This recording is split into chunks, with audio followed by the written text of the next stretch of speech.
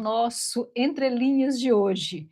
Hoje nós traremos Freud, nada mais, nada menos que o nosso queridíssimo Freud, para nos auxiliar a pensar sobre travamento. E com isso nós precisamos colocar em perspectiva uma verdade. Nós, seres humanos, somos multifacetados e multideterminados. Isso quer dizer exatamente o quê? Isso é um disclaimer, talvez, para a gente pensar sobre o que a gente vem trazendo nessas semanas todas. Nós vamos falando sempre do travamento, nas várias perspectivas. E aí alguém pode pensar assim, nossa, mas ela disse que travamento é alguma coisa que está lá no nosso hábito, depois ela disse que travamento é X, é Y, Z. E isso é verdade, todas essas vertentes são verdadeiras. Nós, seres humanos, não somos uma coisa única, nem reagimos unicamente à mesma coisa, igualmente à mesma coisa. Nós construímos nosso funcionamento através das nossas interações com o mundo. Então, dizer, né, analisar o travamento das várias perspectivas, é isso que nós temos feito todas essas semanas. E claro, né, algumas vezes nós estamos atravessados por mais de uma circunstância, nós somos multifacetados. Não é um evento, como eu sempre, né, venho dizendo bastante, não é um evento, não é uma rota, não é uma resposta, não é uma causa que nos leva a encolher e a travar. Na prática, nós travamos por rotas variadas. O que temos apresentado como a mulher trava porque X, esse X tem muitas variáveis. E se você acha que o seu travamento é apenas uma manobra do seu cérebro para economizar energia, você está subestimando a profundidade da sua dor. Os gânglios da base, eles explicam a mecânica do hábito. Mas o Freud, ele vai muito além. Ele descobriu, por exemplo, que nós não repetimos apenas o que é fácil. Nós gastamos a nossa energia vital para recriar de forma ativa as situações que mais nos machucam. Eu sou Carla Nascimento, sou psicóloga, mestre em psicologia social, especialista em neurociência. E neste perfil eu ensino mulheres a pararem de travar e de se encolherem nas situações que se sentem expostas. E hoje nós vamos voltar o nosso olhar para uma das obras mais enigmáticas do Freud, que é, como todos sabem, o pai da psicanálise. A obra é Além do Princípio do Prazer. Ela foi escrita em 1920 e ela nos traz elementos valiosíssimos para enriquecer o nosso entendimento sobre o travamento. E eu quero introduzir mais uma variável nesse multifacetado que a gente tem falado, que é a compulsão à repetição. Compulsão à repetição é o núcleo central de todo o pensamento, de tudo que se desenrola, essa obra que é Além do Princípio do Prazer. Claro que eu não vou dar uma aula de psicanálise, não é esse nosso propósito. Nosso propósito é falar minimamente sobre o que é uma compulsão à repetição, para a gente entender o que isso tem a ver com a gente, o que tem a ver com o travamento, e o que isso nos ajuda a pensar como destravar. Por exemplo, sabe aquele momento em que você percebe que a sua história é uma sequência de repetições? Você muda de emprego, mas o chefe autoritário reaparece. Você muda de projeto, mas a sensação de invisibilidade é a mesma. Você muda de parceiro, mas percebe que ele tem atitudes e comportamentos muito parecidos com todos os outros com que você já esteve. Então, no contexto de 1920, Freud faz uma ruptura do pensamento drástica, porque até aquele momento, Freud acreditava que a gente buscava evitar a dor, buscava o prazer ou a evitação da dor, ou as duas coisas. Só que aí ele começou a perceber algumas coisas. Por exemplo, ele vai lá para o enigma dos soldados. Ele foi percebendo que os veteranos da Primeira Guerra Mundial, Eles reviviam o terror das trincheiras nos sonhos. É o que a gente chama hoje de estresse pós-traumático. Naquela época, né, ninguém nomeava assim, ninguém entendia por que é que isso acontecia. Freud se debruça sobre esse evento, sobre essa situação, sobre esse acontecimento, para entender, uai, mas se a gente busca evitar dor, busca prazer, por que é que esses soldados eles ficam revivendo o tempo inteiro o terror das trincheiras, principalmente nos sonhos? Porque a mente traria de volta aquele horror em vez de buscar repouso. E aí, unido a isso, ele observa uma outra coisa. Ele observa que o neto dele fazia uma brincadeira que, a princípio, parecia inocente. Ele tinha o carretel e ele ficava jogando esse carretel, é como se fosse um ioiô, né, brincando disso. Ele jogava o carretel desaparecia por debaixo de algum móvel, aí ele puxava de volta. Esse é o famoso Fordá. Quem minimamente ouviu falar na psicanálise já escutou esse relato do Freud, que ele chama de Fordá. Por quê? Porque é vai e volta, né? Uma expressão, são duas palavras no alemão que, de alguma forma, significa assim, foi, voltou. O que a criança fazia? Ela repetia o sumiço da mãe, jogando aquele brinquedo para lá e para cá. Aí Freud foi observando isso e tentando entender o que é que tinha de tão interessante naquele brinquedo para a criança repetir, repetir, repetir, repetir. E ele começou a perceber que a criança ela estava tentando transformar um trauma passivo, que é ser deixada pela mãe, né? Ele começou a reparar que a mãe ia e, né, a mãe ia trabalhar ou ia, sei lá, fazer o quê, desaparecia da frente da criança e a criança começava a brincar com o carretel, jogando e puxando, jogando e puxando. Então, o que o Freud foi concluindo? Essa criança tenta transformar o trauma passivo de ser deixada pela mãe em um ato ativo, de jogar o brinquedo e puxar o brinquedo. Qual que é o conceito que nasce dessas observações? Claro, né, vocês estão percebendo que eu estou fazendo um resumo assim, gigantescamente é, resumo sintético é uma redundância assim, ímpar, mas eu estou tentando fazer uma síntese bastante condensada, porque, claro, o objetivo não é a tal da aula da psicanálise, né? É só a gente entender um pouquinho o que é que ele está chamando de compulsão à repetição, que é a tendência do nosso aparelho psíquico de recriar alguma coisa que está acontecendo ali que a gente precisa de elaborar. Então, é, é, ele vai observar que essa tendência do nosso aparelho psíquico de recriar as situações que elas considera traumáticas, dolorosas, é irreprimível. O que significa isso? O sujeito não consegue não fazer. O soldado lá da Primeira Guerra, ele vai reviver o trauma o tempo todo. A criança vai reviver o trauma o tempo todo, na brincadeira do Fordá. Para quê? Para que isso, né, clinicamente pensando? Isso é uma tentativa de transformar uma situação que é absolutamente passiva em alguma coisa que eu consigo lidar com ela, alguma coisa que eu posso ter o controle sobre. Essa é uma tentativa desesperada de domínio de uma situação, domínio tardio. Por quê? Por que tardio? Porque aquilo aconteceu. Eu não tenho como estar na situação e, ao mesmo tempo, ter controle sobre ela. Por isso é que é no a posteriori, no depois, né? A mente, então, repete aquela cena esperando que dessa vez ela consiga um final diferente ou que ela assuma o controle da situação. Percebe? Então, vamos pensar aqui, vamos tentar amarrar com o travamento. O script no corpo do travamento como reencenação. Vamos pensar um pouco nisso?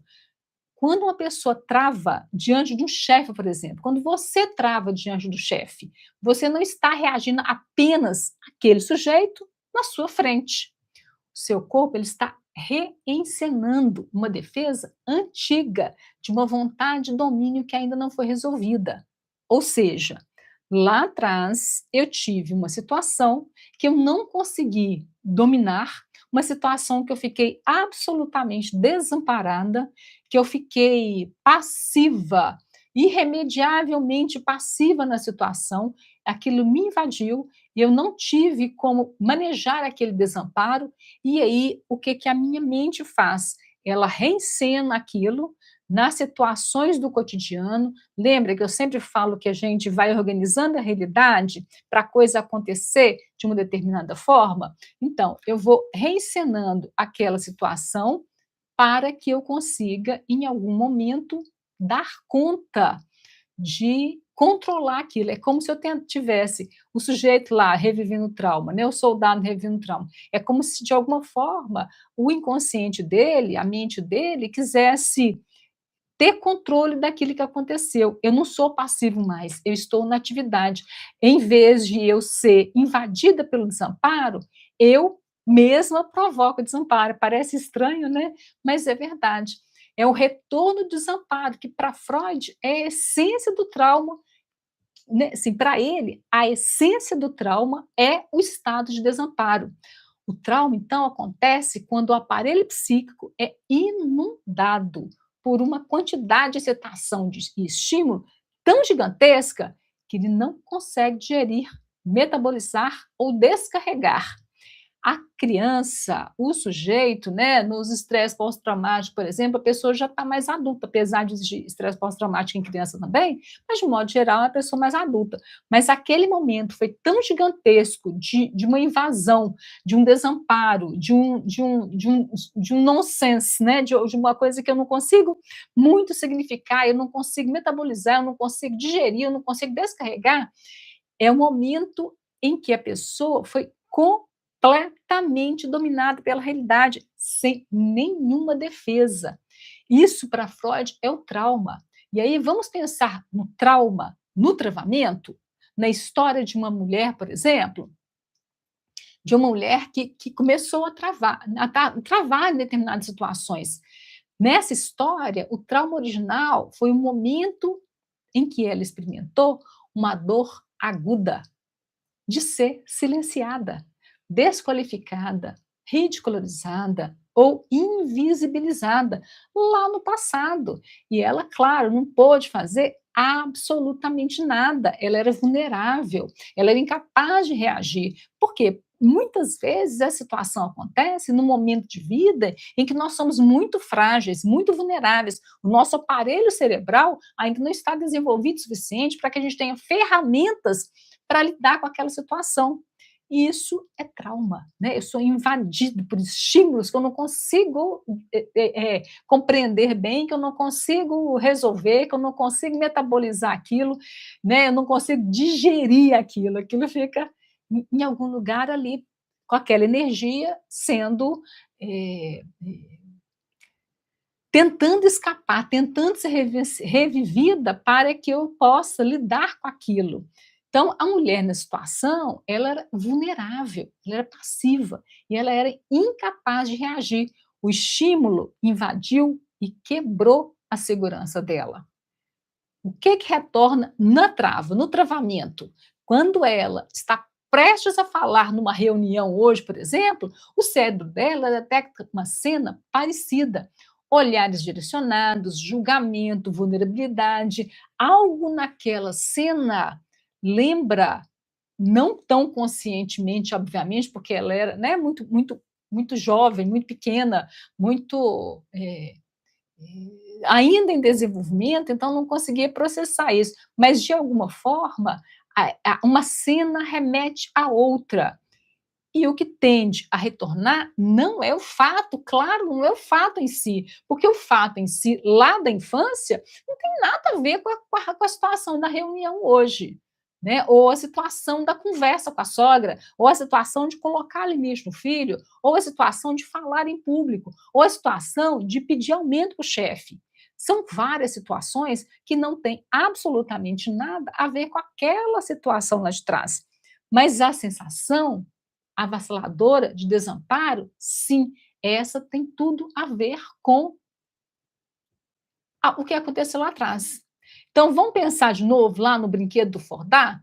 A criança, ela repete o sumiço da mãe, jogando o brinquedo para longe, para deixar de sofrer passivamente o sumiço da mãe e passar a ser autora do sumiço. Então, percebe como é que ela faz a reversão no seu contrário? Ela era passiva na situação traumática, agora ela assume uma cena em que ela é a autora da cena, ela é a ativa da cena.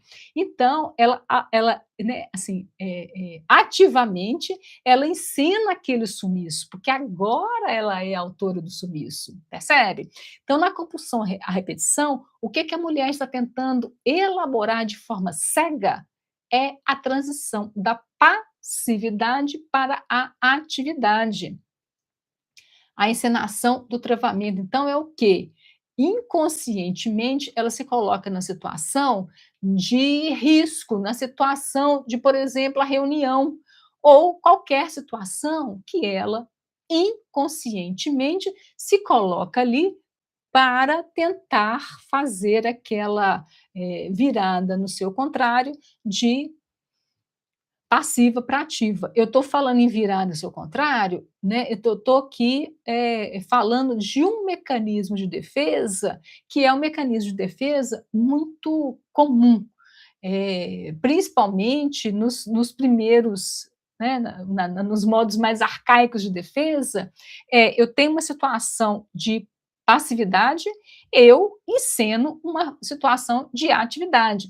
Eu não sei se, né, para quem me acompanha há mais tempo, vai lembrar de um vídeo que eu fiz, inclusive está no canal do YouTube, de um vídeo que eu fiz sobre os medos.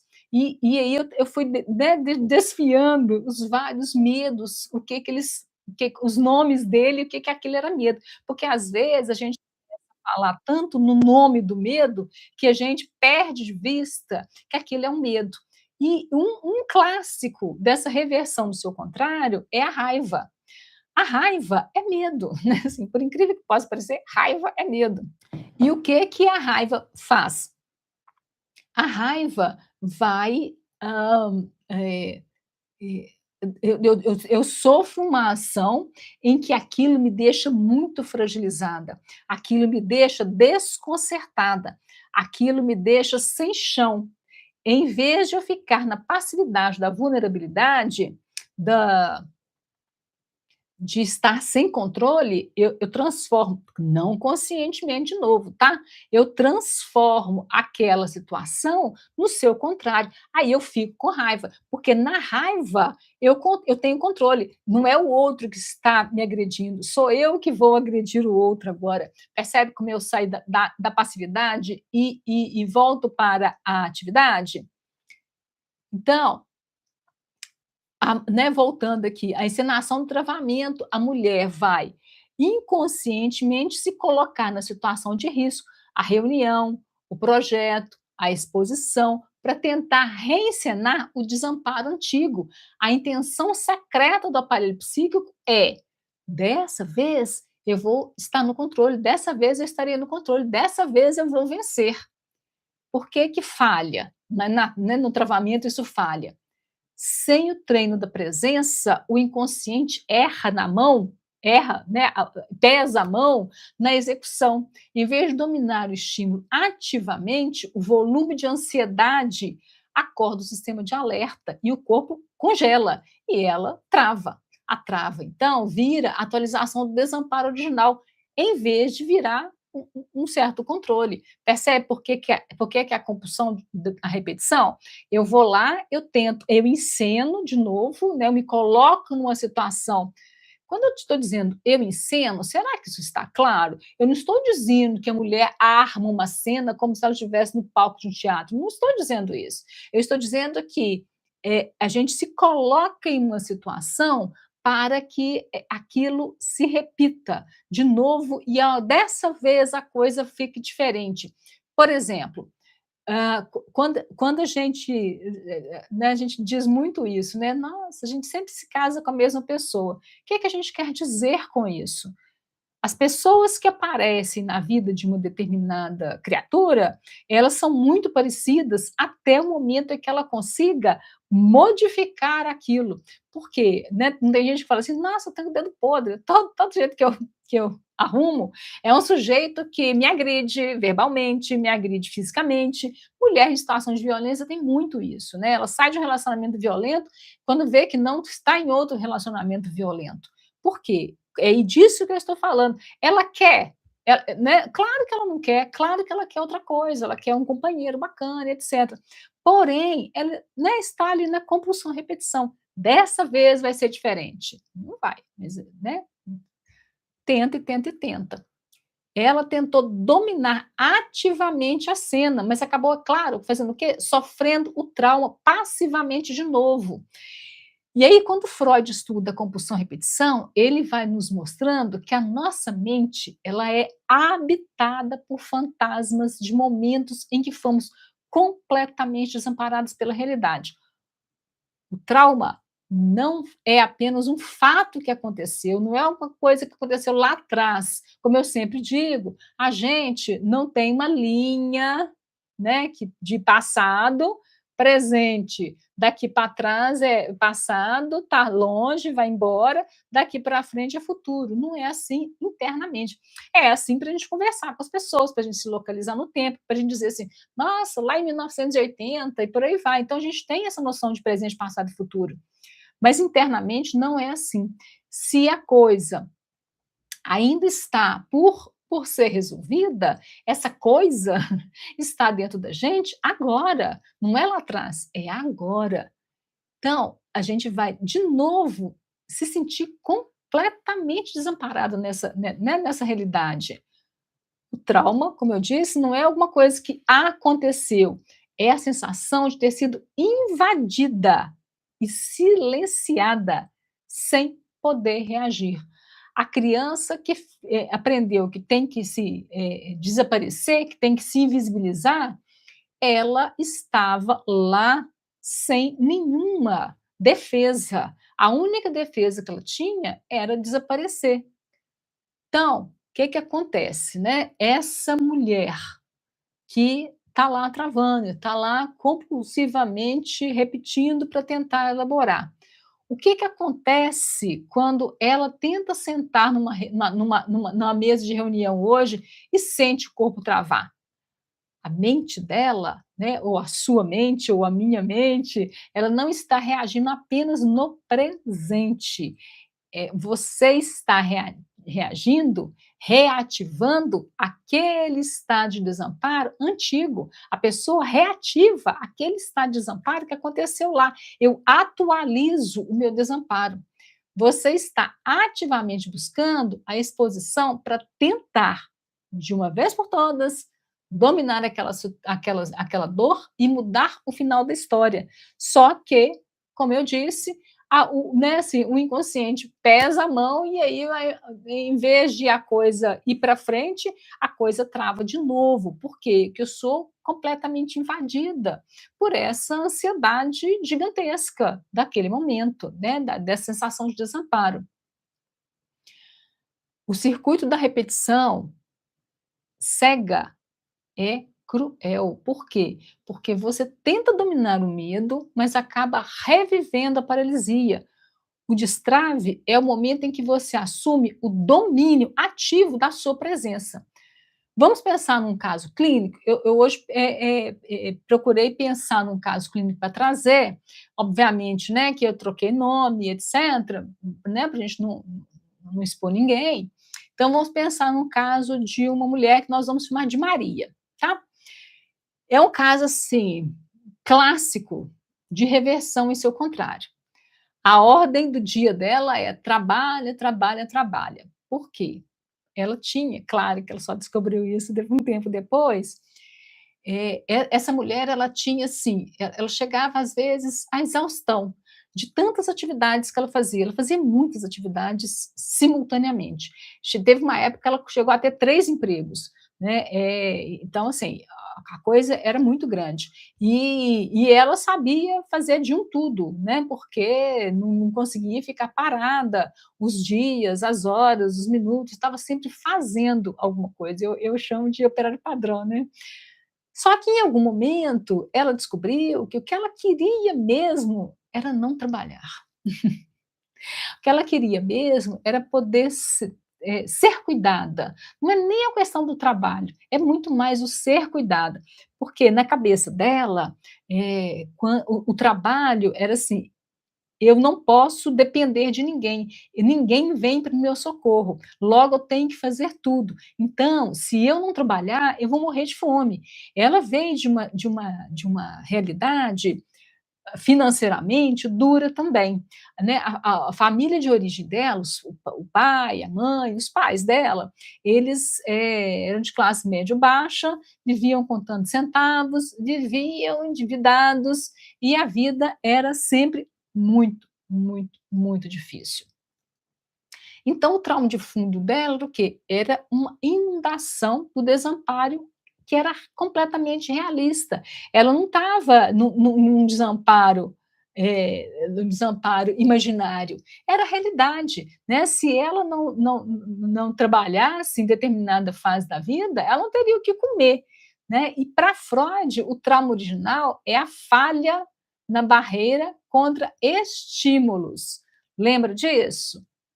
Trauma original é a falha na barreira contra os estímulos. Por quê? Porque eu sou invadida por um tanto de estímulos, um tanto de acontecimentos que eu não tenho capacidade cerebral ainda, biológica mesmo, de dar conta daqueles estímulos, de elaborar aquilo, de entender o que está acontecendo, de criar saídas boas.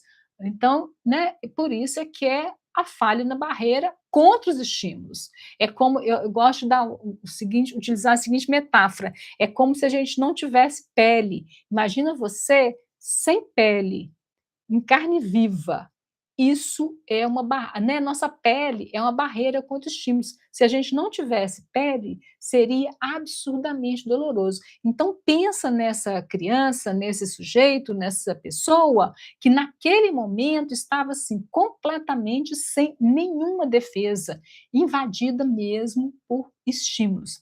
Então, na história dessa mulher, na história da Maria, o trauma é a angústia da iminência da ruína. Por quê? Como eu disse, né, ver os pais contando centavos, a imobilidade das dívidas e a ausência de um colo que dissesse assim: eu cuido de você.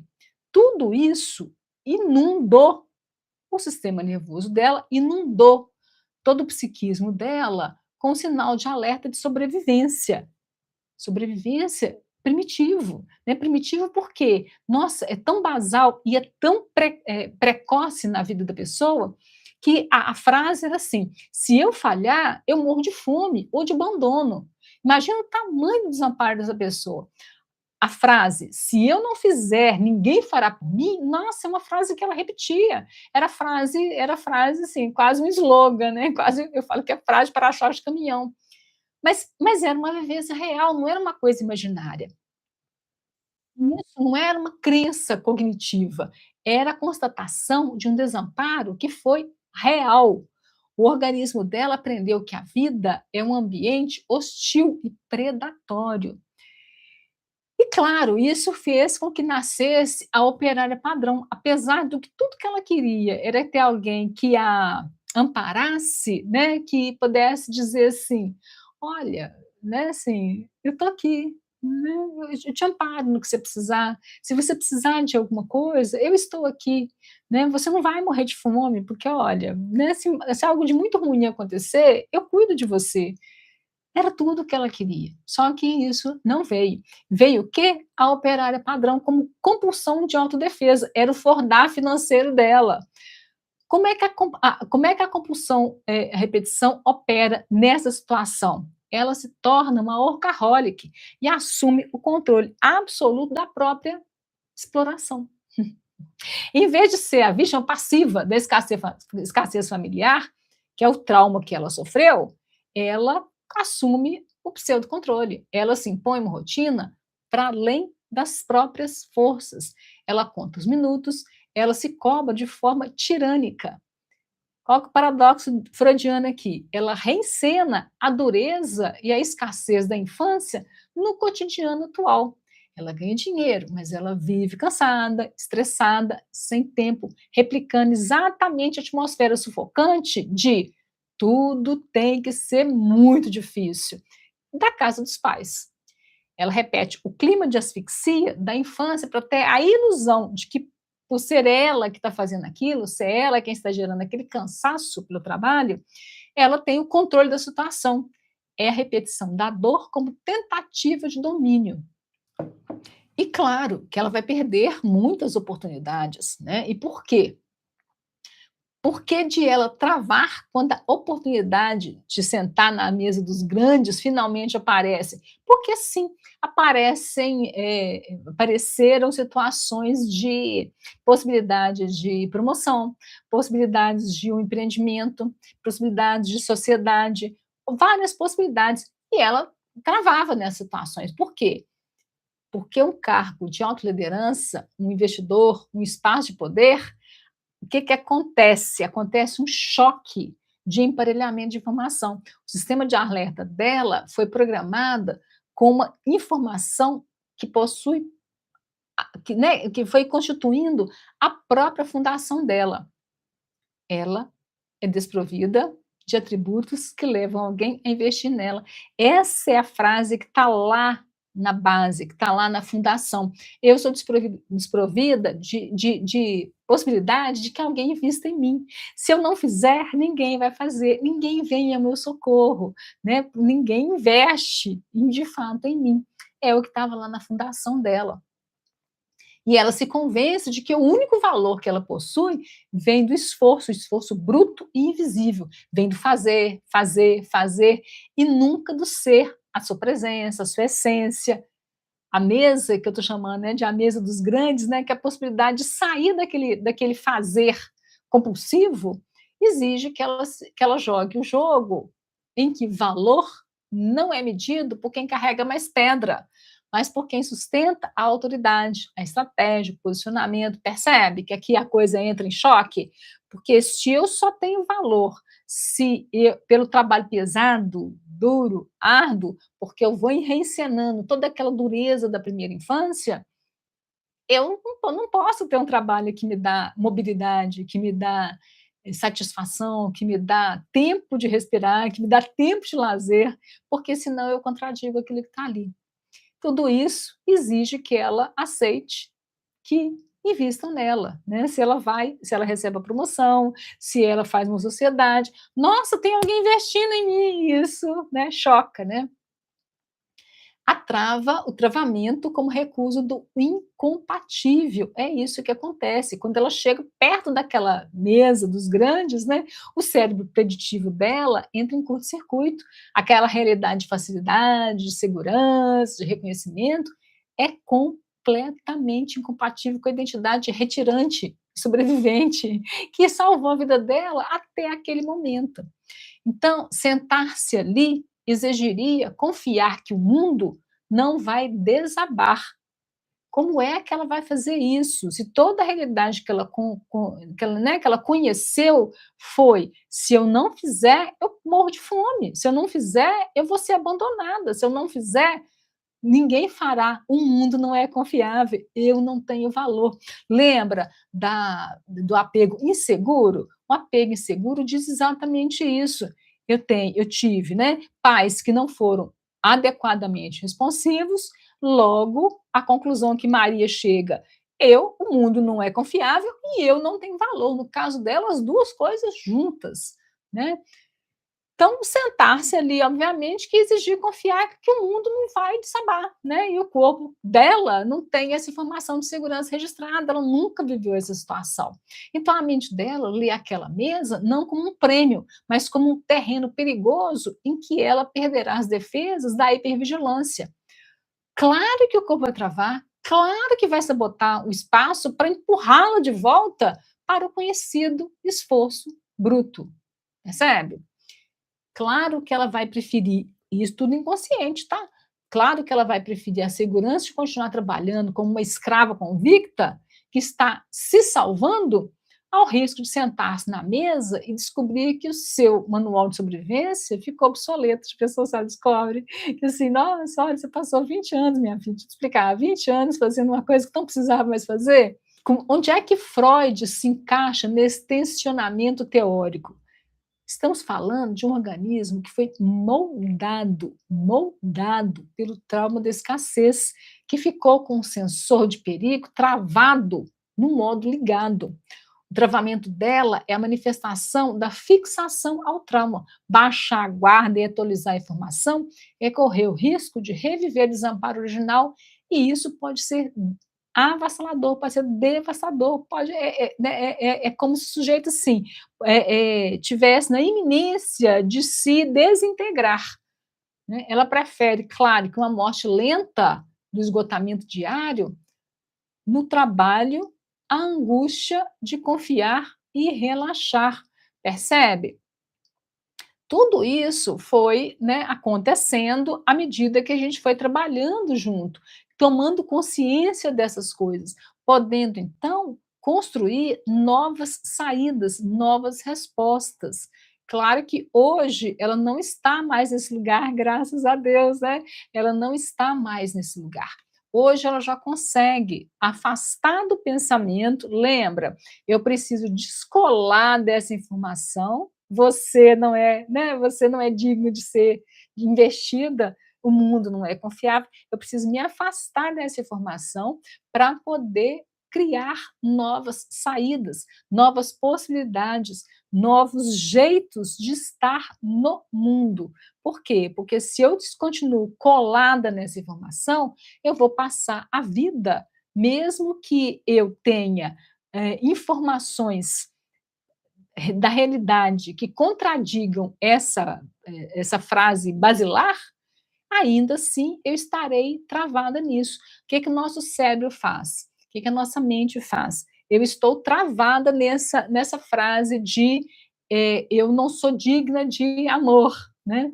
Eu não sou digno de investimento, ninguém vai investir em mim. Se eu não fizer, ninguém vai fazer. O mundo não é confiável e por aí vai. Se eu estou colada lá, eu vou o tempo todo desacreditar as informações da minha realidade. Então, sim, eu posso fazer um trabalho muito bem feito, receber elogios, eu posso fazer, ganhar prêmios, receber vários reconhecimentos, e eu posso contar para mim mesma, naquele instante, de que não, aquilo foi sorte, não, aquilo foi alguma coisa aconteceu, uma anomalia do sistema, digamos assim.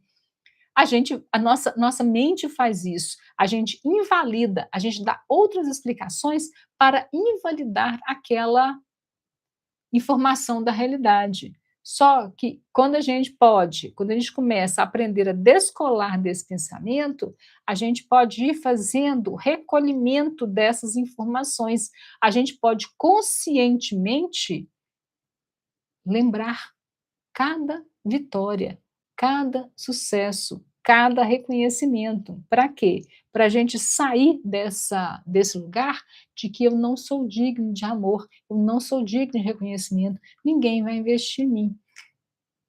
Parar de travar na hora que aparece uma promoção. Lembra do exemplo que eu dei anteontem? Que dia que é hoje? Hoje é segunda-feira? Não, foi sexta-feira. O sujeito aprendeu que ele tinha que ficar invisibilizado. Hoje ele está lá no trabalho, já não está mais, ele já não tem 10 anos de idade mais. Ele está lá, chão de fábrica, podendo ter uma promoção para ser chefe de equipe, e o sujeito, quando recebe a proposta, ele adoece mesmo. É assim, seriamente. Ele adoece tão seriamente que a promoção ficou inviabilizada. Percebe? E a gente não faz nada, não tenta resolver a situação enquanto ela está só ruim. Ruim é inimigo do péssimo. O que que a gente vai dizendo para a gente mesmo? Não, não, depois eu penso nisso, depois eu resolvo isso, não, não é nada não. A gente vai se dando desculpas Para quê? Para que a gente não enfrente, porque o custo de enfrentar está maior do que o custo de manter aquilo. A gente só vai olhar quando o custo de manter fica maior do que o custo de mexer nisso. Então, precisa muitas vezes ficar péssimo. Só no péssimo é que a gente dá um jeito. Então, a Maria, sim, ela precisou chegar no péssimo, ela precisou ter um burnout, assim, muito sério, para poder entender que tinha alguma coisa ligeiramente errada, né, porque burnout, inclusive, é coisa de gente, né, preguiçosa, segundo aí as workaholics da vida. Burnout é gente que quer pegar atestado, né, segundo os workaholics da vida. Mas, na realidade, a gente sabe que é um sintoma bastante sério, que precisa ser olhado com bastante cuidado, né, que precisa ser tratado com bastante cuidado. Esse momento, para ela, foi um momento péssimo. Por quê? Porque aí ela já não podia mais ser a operária padrão. Toda aquela defesa ruiu. Aí o negócio precisou de ser olhado. Então, às vezes, tem que ficar muito péssimo para olhar. Se você ainda, né, não chegou no péssimo e vai aguardar mais um pouco, tudo bem, né? Mas assim, não precisa, não precisa. Olhar para as coisas que a gente precisa de modificar é assustador, mas procrastinação é adiar uma vida melhor, né? Eu procrastino, eu adio a minha vida, que pode ser muito melhor. Então, para que eu quero adiar o bom e ficar no péssimo? Né? Eu posso não esperar o péssimo, né? Eu posso estar no ruim e falar assim, nossa, a vida pode ser melhor, a vida pode ser mais interessante. Uma coisa que é difícil de visualizar, quando a gente está muito no ruim mesmo, né? Porque quando está no péssimo, aí a coisa já mudou. Mas quando a gente está no ruim, é difícil de visualizar que a vida pode ser boa, sabe? Que a gente pode ter mobilidade, que a gente pode escolher, que a gente pode dizer não, que a gente pode botar limite, que a gente pode não aceitar qualquer coisa, que a gente pode descobrir que a gente tem valor e que a gente pode muito mais, né? É difícil visualizar isso. Eu lembro de ter lido um livro, não sei quem é o autor, não sei nem que livro, porque eu era, sei lá, tinha menos de 20 anos quando eu li, que dizia o seguinte: quem está muito no antes do primeiro degrau da escada, é muito difícil olhar para cima, porque você está lá no fundo, no buraco. Olhar para cima e enxergar que tem alguma coisa em cima é mais difícil. Às vezes você precisa de subir 2, 3 degrauzinhos para poder enxergar que tem uma outra possibilidade. Então, o nosso convite aqui é que você suba essa escadinha, pensando, lembrando e percebendo que uma situação ruim não precisa esperar ficar péssima. Ela pode ser muito melhor. Tem coisas muito mais interessantes a partir do segundo ou terceiro degrau, tá certo? Então, esse é o nosso convite para você hoje. Então, hoje, o que, que nós falamos? Nós falamos sobre o travamento do ponto de vista da compulsão-repetição. É só assim? Não, tem um monte de jeito, né? Tem um monte de explicação, tem um monte de teoria que nos ajuda a pensar, tem um monte de teórico que nos ajuda a pensar. E é por isso que todas as segundas-feiras nós trazemos um bom teórico para a gente pensar juntos, né? E aí a gente tem as lives da semana, e na sexta-feira a gente faz a costura dessas teorias. Essa semana tem feriado quinta e sexta, então nós não teremos lives nem na quinta e nem na sexta. Mas quarta-feira teremos, e eu vejo vocês na quarta, tá bom? Um grande abraço, até lá!